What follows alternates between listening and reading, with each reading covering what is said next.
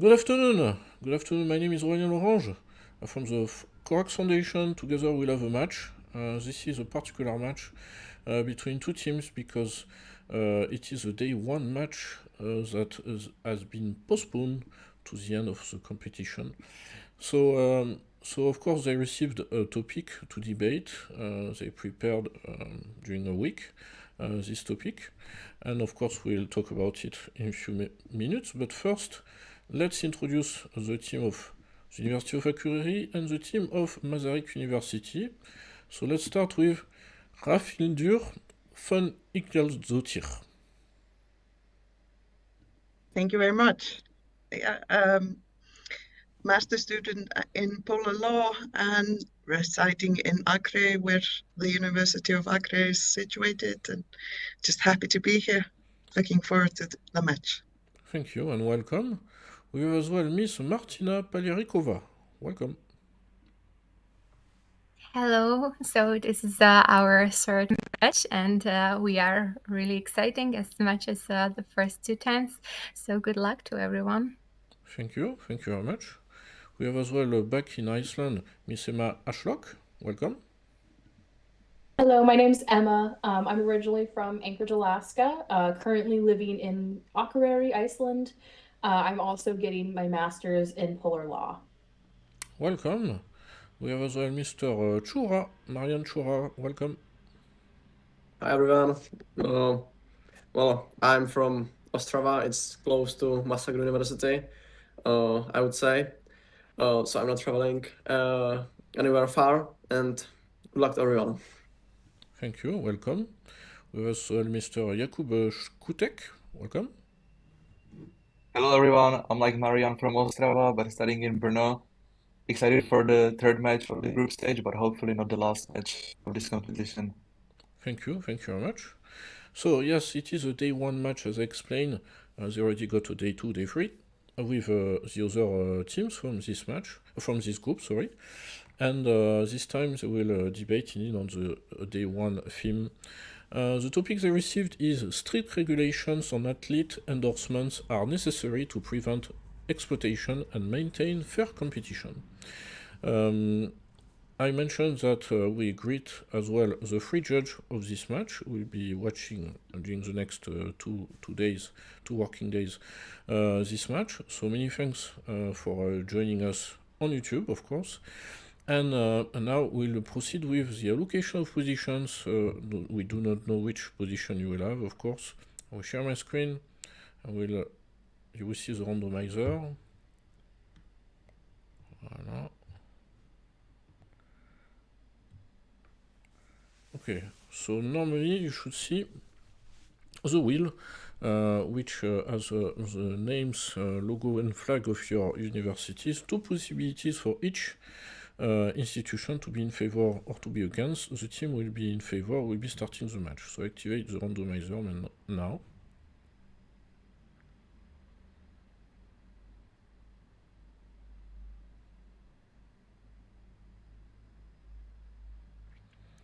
Masaryk University will be against the motion.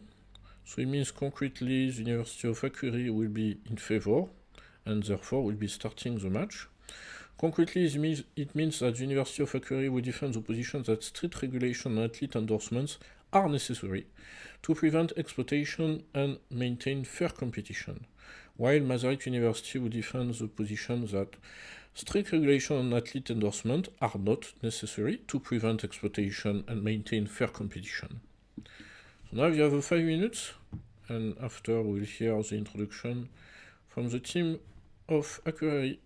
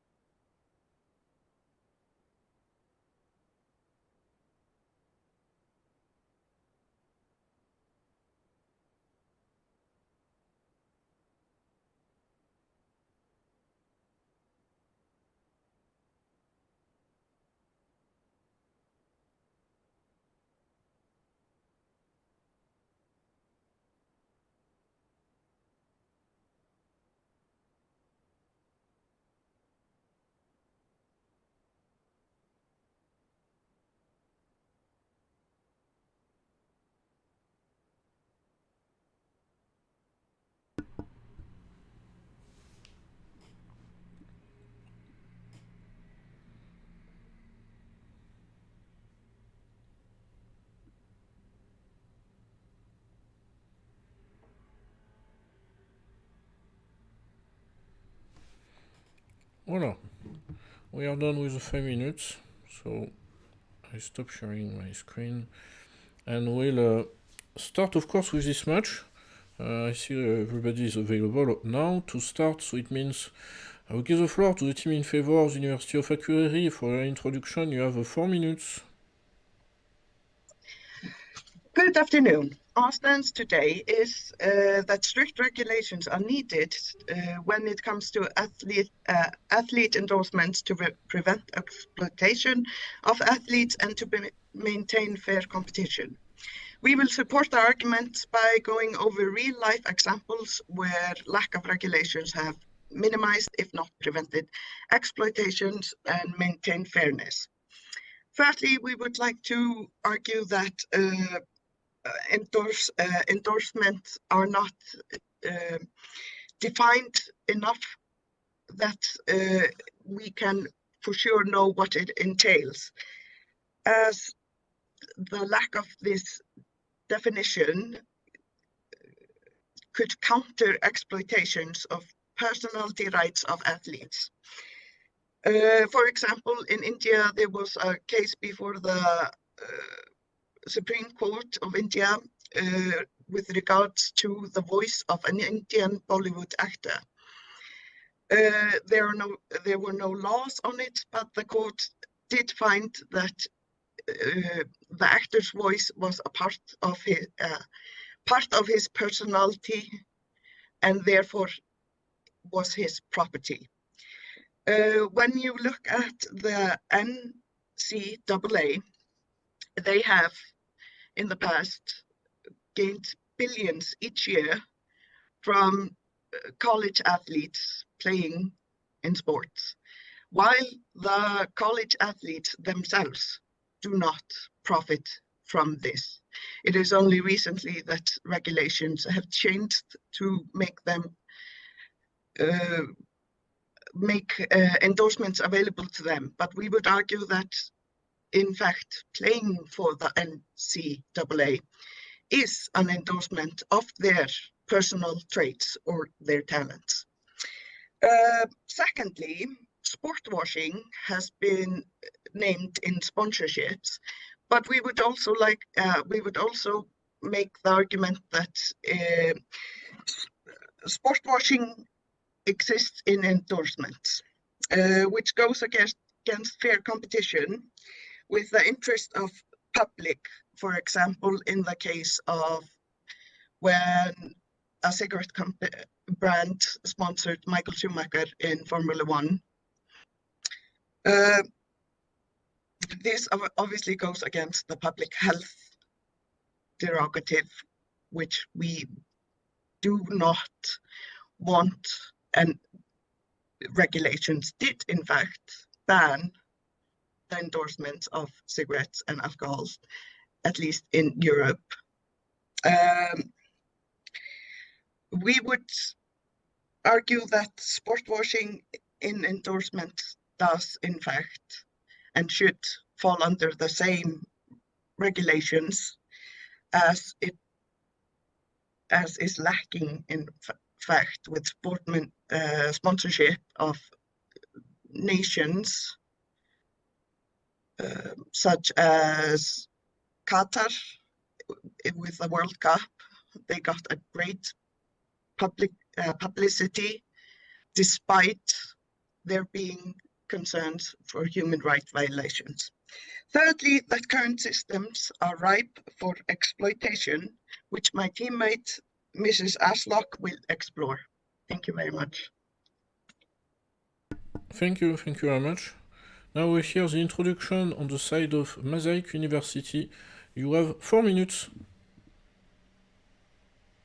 Okay, thank you for the word. Dear colleagues, in our debate today, we're examining the question of whether sports should have strict rules on athlete endorsements. Well, some believe these regulations are needed to protect athletes and ensure fair play. However, I'll argue that such strict rules might not be necessary and could even be counterproductive. Well, first, let's talk about personal freedom and opportunities for athletes. we argue that tighter rules means fewer chances for athletes to profit from their hard work and success. And for some of them, it might be crucial for their careers, as the sports are often very expensive. So if the athletes can't afford it, his career is simply lost. However, this doesn't just hurt their pockets. It affects their ability to express themselves and work with brands they genuinely like or believe in. Also, nowadays, in the world driven by social media, personal branding is crucial. So athletes, like football players, for example, often negotiate rights to their own image, and they don't want to be connected with harmful brands. And this is connected to self-regulation. The market and athletes have shown they can regulate themselves. Athletes tend to avoid partnerships that could harm their reputation or go against their values. And the market naturally moves away from harmful endorsements. This argument is even more powerful with the current trend towards promoting healthy and eco-friendly products. And this shows a shift towards endorsements that not only benefits the athletes, but society as a whole. Therefore, we argue that strict regulations are useless in this time. Moreover, strict regulations place bureaucratic burden on companies, and complex rules could deter companies from investing in sports, choosing instead to put their marketing budget elsewhere. So this could slow down or even reverse innovation in sports, which is often driven by funding. And also, the rapid evolution of social media further complicates things as digital platforms change. So as the digital platform changes, so do the athletes, and this. We argue that strict rules could make it harder for endorsements to adapt, and this can potentially leading to less investment in athletes over time. Also, endorsements are a significant source of income, not just for athletes, but for the sports industry as a whole. They can, for example, drive growth, economic growth, create jobs, and even boost local economies. So overregulation might stifle this potential and harming more than just the athletes. Lastly, I want to emphasize the power of self-regulating market. The self-regulating nature of market-driven endorsement suggests that the industry can manage itself without the need for the strict rules. And so the market corrects imbalances with companies and athletes pursuing mutually beneficial partnership. So the environment fosters innovation and competition during sports industry forward. Thank you very much. Thank you very much. Now we move to the first rebuttals. I will give the floor first for the first rebuttal to the University of Akureyri. You have 2 minutes. Yep, thank you very much.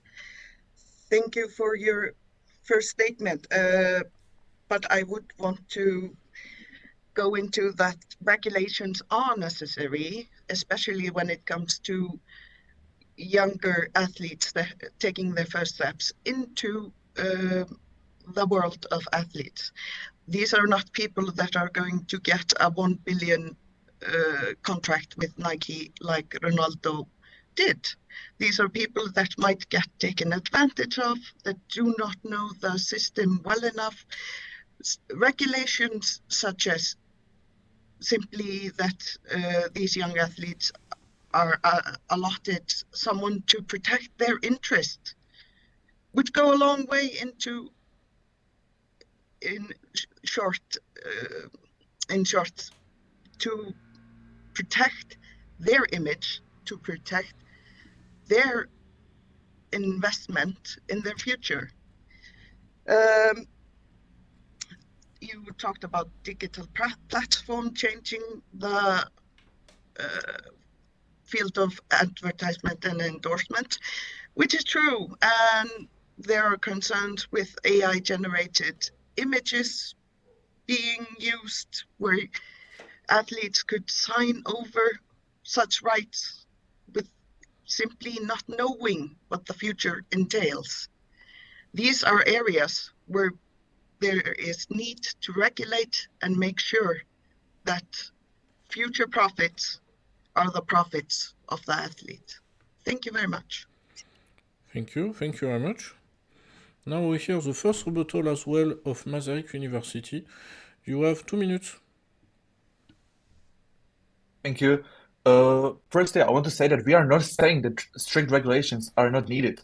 We are saying that strict regulations will hinder the improvement of sports. I want to ask you, where have values like personal freedom gone? Athletes want to follow their dreams and fully focus on trying to be the best athletes possible, and they need finances to support themselves. With strict regulations, we will give fewer financial gains to athletes, and it will hinder the athletes, the top athletes, the mediocre athletes, the competition, and nobody will benefit from it. Moreover, in current day and age, we are transitioning towards athletes having their own personal brands thanks to social media.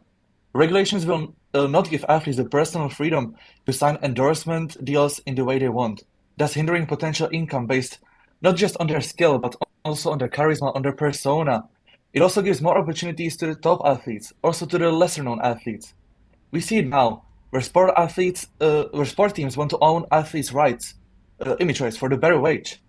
Players know they can generate more money if they own their image rights. They are more aware now more than ever in which deals they can sign into, because on social media, people will let them know that the deals they have signed are not good, such as we see with cancel culture. The market itself can be also a good regulator of endorsement. Athletes and brands will naturally pursue partnerships that are mutually beneficial, and the market will correct any imbalances over time. And strict regulations will certainly not stop companies from investing their money. They'll just move their businesses elsewhere. The companies are total legal businesses. If you really find a brand or endorsement harmful, then it shouldn't be on the athletes to decide whether it's right or wrong. It should be on the society and the state to decide and to make it illegal. Which is the point of regulations, to decide if something is legal or illegal, not moral or immoral. The state is generating so much tax revenue from these businesses. Why can't the athletes too? Even though strict regulations may look like they are protecting athletes, they only harm them and stop them from fully chasing their dreams. Thank you very much. Thank you. Now we move to the second rebuttal. I will give the floor to the University of Akureyri for your second rebuttal. You have 2 minutes. Wonderful. Thank you very much. I first want to go into our third and final point, kind of wrapping up our main points of the debate. I want to talk about exploitation, specifically of minors. In a couple of years ago, NBC News in the United States reviewed dozens of written offers to high schoolers, not college students, high schoolers who are minors under the age of 18. And it was determined by experts that these contracts were exploitative, and they included marketing contracts claiming exorbitant commissions of up to 40%. They boosted contracts with complex fee structures and legal jargon, reducing the athlete's freedom to transfer or enter outside deals, often having 10 to 20-year contract limitations, not allowing them to explore other sponsorship opportunities. And one contract, and I put that in quotation marks, was actually just a $100,000 loan. This was from one investigative journalism report that was done in the United States. So of course, personal freedom is important. And we do, the pro side does concede that with regulations, there's going to be less opportunities. The pro side also concedes that there's going to be bureaucratic burden, but it is more important to protect minors and prevent exploitation of minors who are entering into this athletic field for the first time ever, high schoolers, than it is to protect these specific freedoms. When in the United States, there were laws that were created in New York that limited child labor. Under the argument of freedom of contract in the Supreme Court, these laws were overturned. Later, they were reinstated because protecting children is important. protecting laws relating to exploitation of minors is important. And that's what we're talking about here in this debate. Having more strict regulations is necessary to protect minors. Thank you very much. We hear now the second rebuttal on the side of Masaryk University. You have 2 minutes.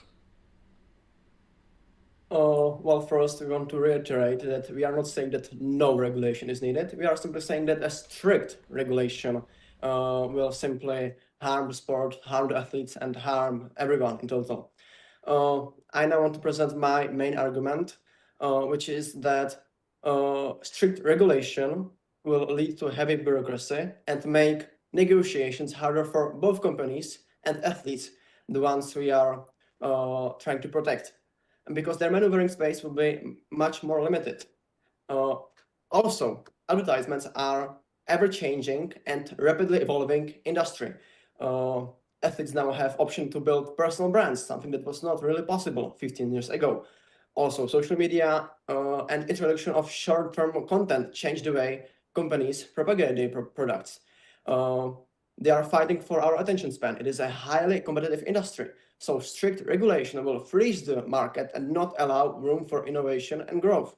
Thus, companies will choose other industries to invest their marketing budgets in that will cost less money invested into sports. Also, we are good at market-driven regulation is the only viable option. We all know about cancel culture. It gives power to the fans to create loud voices and powerful voices through social media accounts. Thus, athletes are now more aware of what they say and what they do. We see it outside, we see it everywhere. They are now more thinking about their future. They are self-regulating themselves because they know that they can lose fans and limit their options for future partnerships because companies also don't want to associate with controversies. We argue that public pressure and scrutiny is a much better way of regulation. It is a highly flexible and reflects on current moral and cultural standpoint of society. Thank you. Thank you very much. Now we move to the conclusions. We hear first the conclusion of the University of Akureyri. You have 2 minutes. Thank you. I want to repeat the topic of today's debate. Strict regulation on athlete endorsements are necessary to prevent exploitation and maintain fair competition. The pro believes that the con has not met that burden of proof. They have talked about how personal freedom is important, how freedom of contract is important, how it would make negotiations more difficult and be nearly impossible to build a personal brand. They said 15 years ago, building a personal brand was not available. But in 1985, Michael Jordan launched with his famous Jordans, which is now a internationally acclaimed tennis shoes. And this was done in 85, far more than 15 years ago. It takes a shrewd businessman and a competent athlete and a good legal team to do such things, even with strict regulations. Again, we're talking about the importance of protecting not only minors, which I've emphasized, but also protecting the public from health effects. Athletes have been known to endorse companies like McDonald's, cigarette companies, alcohol companies, saying that it's effectively okay for oftentimes not only the general public, but also adolescents to be indulging in such things. And so that's why the pro side today should win, is because we are talking about specifically in the debate topic, the exploitation and fair game. We're talking about the exploitation of not only the athletes, but also the public, which is the entire point of this today's debate. All the other points that the team has made are very important and should be recognized, and these conversations should be happening. But that's not what today's debate is about, and that's why the pro team should win. Thank you. Thank you very much. Now we hear the conclusion as well from Masaryk University. You have 2 minutes. Yes, thank you. I would like to conclude our arguments, but firstly, I want to address your arguments. Your argument with Michael Jordan, I have to say, is an exception. The day Michael Jordan entered the league, he was already one of the biggest NBA stars. Michael Jordan is the best NBA player of all time. He is an exception. Another argument that I have is that for young athletes, it's important to even get into the sport, to get into the competitions. It's very hard for them to get into the competitions, and I can name many sports, Formula One, tennis, ice hockey. It's very hard to bear with it financially. They need any support to finance their dreams. We believe that athletes are just ordinary people trying to cherish their dreams, to become the best athletes possible. And with no strict regulations, it will become much harder, nearly impossible to chase it. Athletes are no moral authorities to rule what is right and what is wrong. They are signing deals with totally legitimate business. The stricter regulations we have, the more bureaucracy we have, which will hinder any progress of the sport, of competitions, and this will make the companies more move and promote their brand elsewhere. With less money involved, we will take away the chance of not only the top athletes, but also the mediocre athletes, as they will also benefit from no strict regulations. Also nowadays, with social media, it's much easier for smaller and younger athletes to build up their brand. It's so easy. As my colleague Marian said, they are fighting for attention span. On social media, they can build their brand much easier than ever. Stricter regulations also mean that athletes lose their personal freedom of signing deals with brands and promoting them in the way they want. Sponsoring sports, competitions, and athletes will bring money to underfinanced sports, thus subsequently benefiting the society. Thank you. Thank you very much. So we heard both conclusions. So it means from now you are not anymore under evaluation by the judge from now. So it means we'll be able to collect your impressions, of course, about this match, but as well about the whole group phase. But first we'll focus on just the debate you got now, the topic, the preparation as well, and yes, the general argumentation between the two teams. As well, I enjoy to welcome, I think, yes, Professor Zvech, a coach from the team of Masaryk University.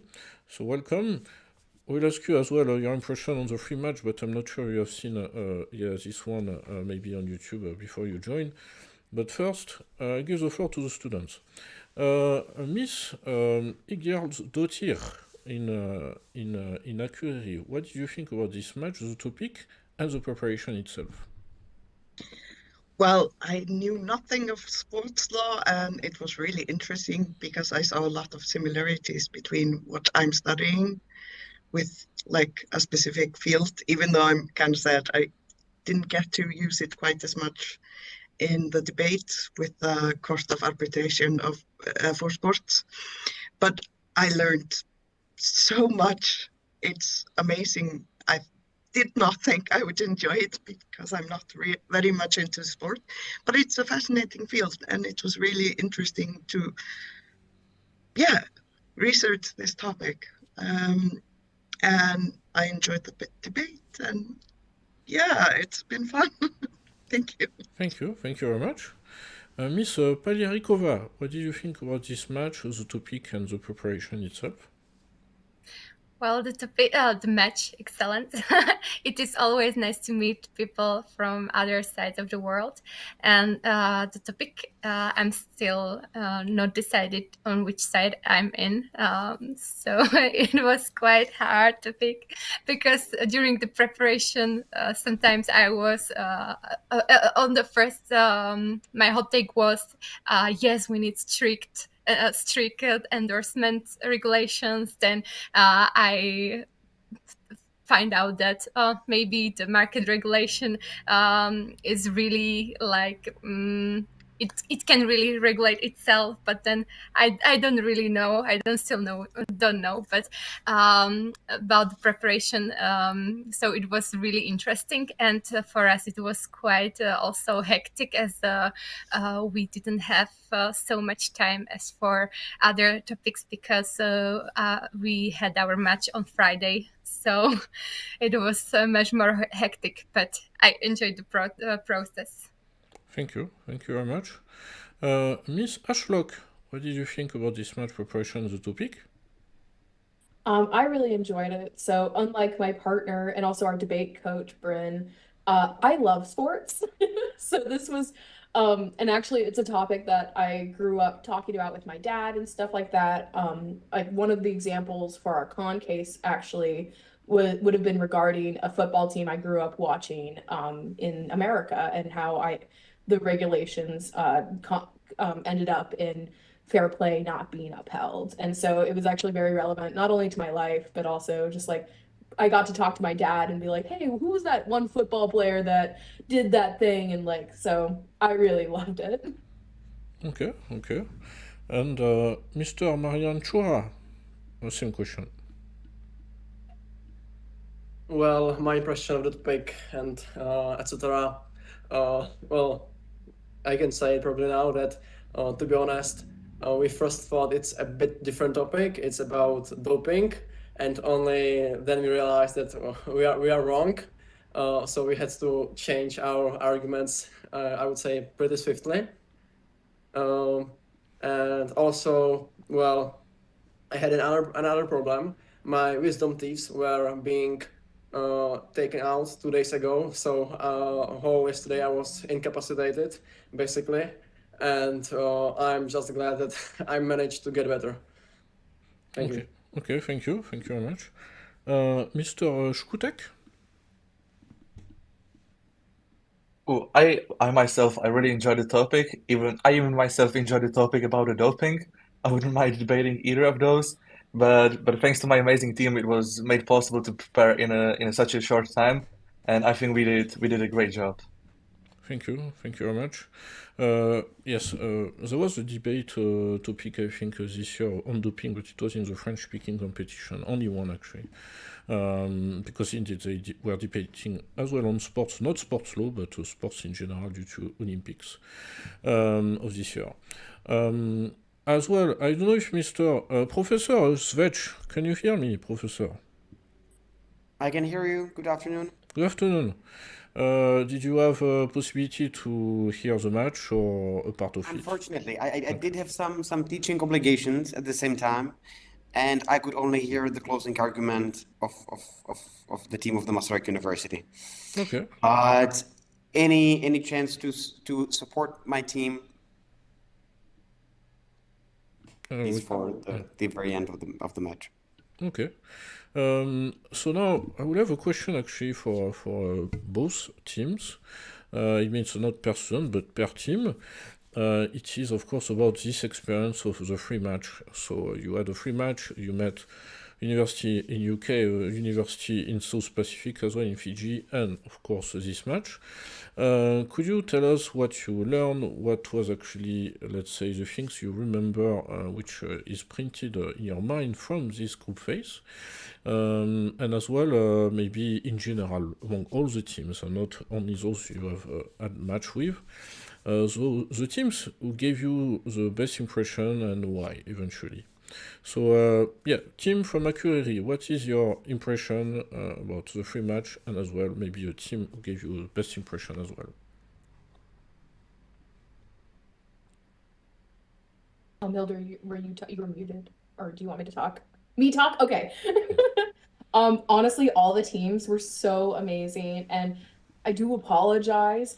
My coach on the very first day of the debate, or the second day technically, my coach was like, hey, Emma, you're like really aggressive in debate, which is fine in the US, but like you gotta like tone it down for European debates. So hopefully I did that. And I genuinely apologize if I was not as nice as I should have been.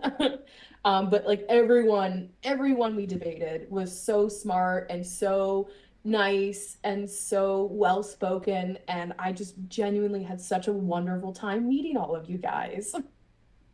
Thank you. Miss Iker's dossier as well, you have some impression you would like to share? Yeah, it's basically the same. It's been lovely to see, I mean, everyone from all over the world, and how and in what way people debate has really been eye-opening for like how I can improve myself, and also with the public speaking, which has gotten way better just in 3 matches, I think. And I'm just really happy to be here. This has been an amazing experience, and I've learned so much from everything, both from the our research and the research of other teams. It's been very enlightening journey. So thank you. Thank you very much. Now, Masaryk University, same question. So who wants to start? I would like to start sooner than I forget what I wanted to say. So firstly, when it comes to the experience from other teams, I expect that other teams will have some teammates that look like they already have so much experience, and in fact they really look like that. Even this team, and sometimes it was intimidating because I haven't really have any experiences, but now thanks to this experience I learned how to compress my arguments into smaller time periods during the preparation. Well, sometimes it didn't really work out, but I learned something definitely, and it was really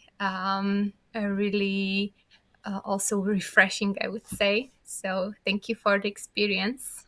Thank you very much.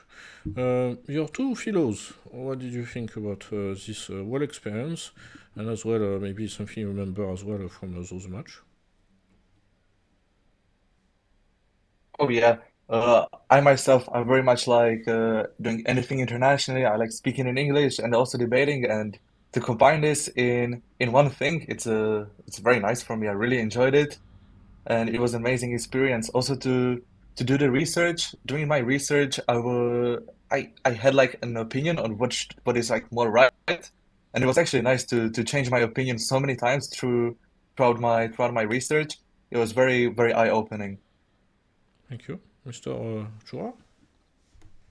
Yeah, well, I agree with what was said before. It was truly an amazing experience, these 3 matches for me. And I would also like to point out that it's incredible how all the participants had such a diverse like way in which they presented their arguments. I would say the first team was the team from Fiji had prepared their arguments like more rigidly, and this one from Iceland was like more fluent and was counter argumenting back, and every time it was really different, and I didn't know what to expect. And I don't know what else I wanted to say. It was just a really amazing experience. Thank you very much. So yes, 4 teams from Czech Republic, Iceland, UK, and Fiji. So it's very diverse for this group, that's for sure. From the side of the organization, of course, we want to thank you for this 3 match, because it was a pleasure, of course, to hear as well the progression. It's something maybe you did not notice, I would say explicitly, but we see, of course, every 2 weeks the improvements, of course, as well. So well done on this aspect to both teams. That's I think something we are really happy to see in every team. But yes, in 2 days, 2 working days, I have to say, there will be the 3 judge providing the results of this match. Of course, this match count with the 2 other ones you got, of course, for the qualification, eventually for the 8th of finals. We'll know about it, yes, during the next days. Yeah, we don't know, I can't tell you yet the result of the other match. I mean, the one which was a few days ago. But yes, it's a matter of time, obviously. Don't forget, there will be this mid-competition event in few days. It means in 2-3 weeks, when you will meet all the teams. It's about networking, this competition. You met teams from 4 different institutions, but this time you will meet the 25 other institutions as well. And there will be a little game about it as well. Don't forget that it's good for networking on the long term as well. It means you can keep contact with all the participants. You never know if the Icelandic team ends up visiting Czech Republic, Prague, Ostrava, Brno, and of course Pilsen, very important, so for many reasons. But yes, it's a good way to have the first contact. And as well, of course, if the Czech Republic comes to see the Blue Lagoon and Akureyri and Reykjavik and everything, Northern Lights, please, of course, contact your fellows, the opponents of this match. They will help you as much as possible. So these two countries, there are many things to see anyway. So I really hope, and we really hope on behalf of the Coax Foundation, that you will keep contact from this match particularly on the long term. In any case, many thanks, of course, for your time. That was the last match of the group phase, the very last one. There will be a break of a few weeks, and then the 8th of final will come at the end of April. So many thanks in Brno, many thanks as well in Akureyri. We keep in touch, obviously, and see you soon. Thank you very much. Thank you. Bye. Bye-bye. Thank you. Bye. Bye-bye. Thank you very much. Bye bye.